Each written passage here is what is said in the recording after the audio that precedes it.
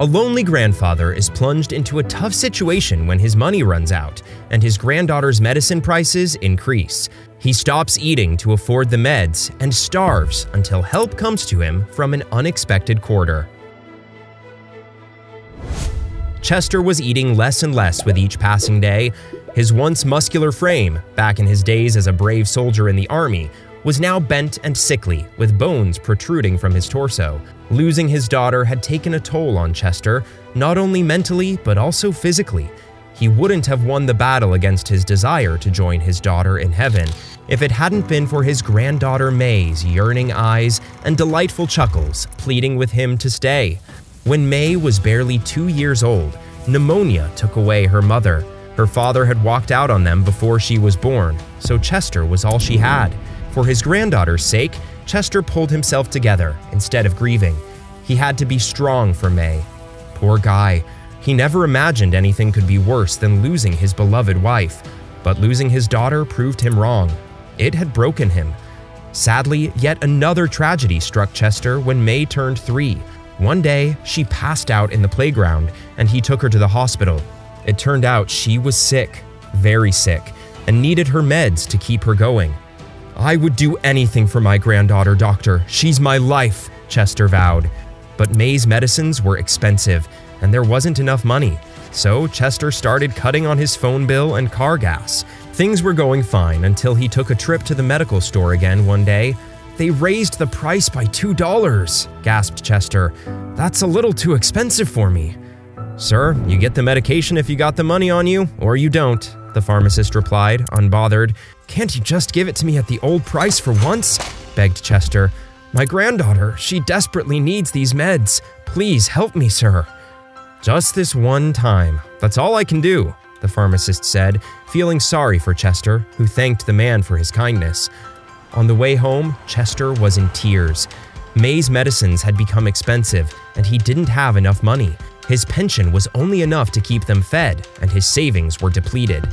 At that point, Chester had two choices: spend on May or himself. He chose the first and began cutting on his food. On most days, he skipped breakfast, and sometimes dinner too.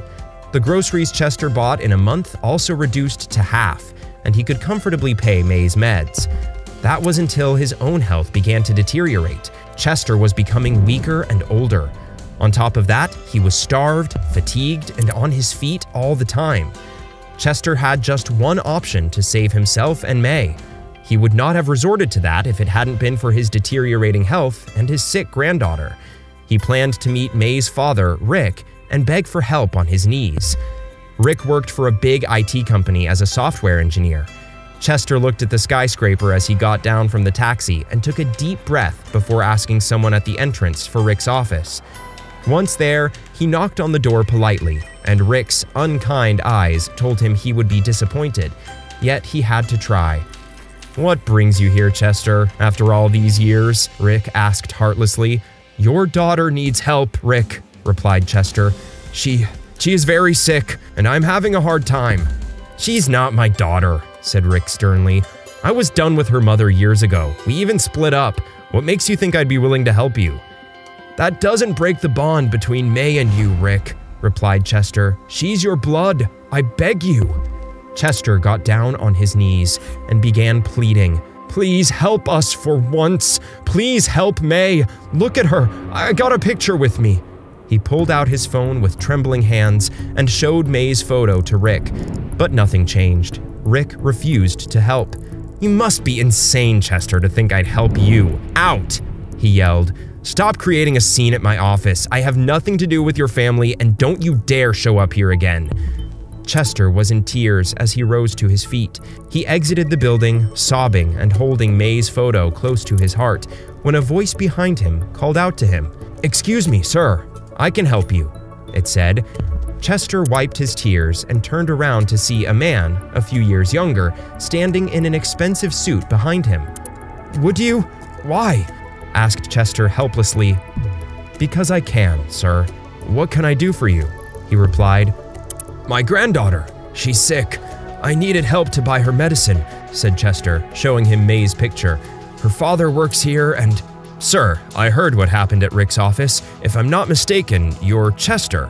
"I am," said Chester. "Sir, I apologize for disrupting your workday like this, but I need help." "I am Rick's boss," the man said. "In fact, I own this company, so I give you two options. After viewing Rick's actions, I can fire him and send his salary to your account every month, or I can keep him on the job and send you half his salary. I can't imagine someone would abandon his daughter. I raised two beautiful girls on my own and cherished them above all else. So, what are your thoughts?"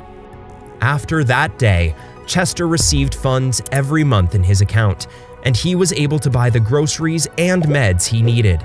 He was glad to receive the help, though he doesn't know if Rick still has his job or not because he never made a choice. He concluded he didn't have the right to decide that. Chester was just glad an angel was sending him the help he needed. He is thankful